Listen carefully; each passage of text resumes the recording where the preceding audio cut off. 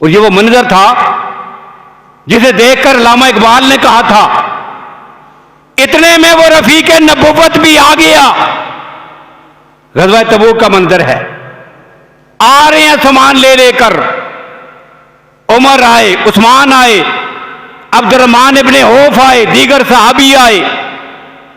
और फिर इकबाल कहता है, इतने में वो रफीक नबुव्वत भी आ गया, जिससे बिनाए इश्को मोहब्बत है उस्तवार।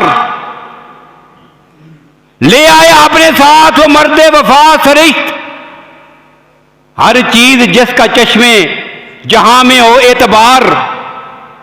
बोले हुजूर चाहिए फिक्रे हयाल भी। अल्लाह के नबी ने पूछा, फरमाया अबू बकर घर वालों का भी ख्याल रखना चाहिए, बीवी है, बच्चे हैं, बूढ़े वालिदैन हैं, उनका भी ख्याल रखते। बोले हुजूर चाहिए फिक्रे हयाल भी। कहने लगा वो इसको मोहब्बत का राजदार, ऐ तो से दीदा ए महो अंजम फरोगी, ऐ तेरी जात बायसे तकवीन रोजगार।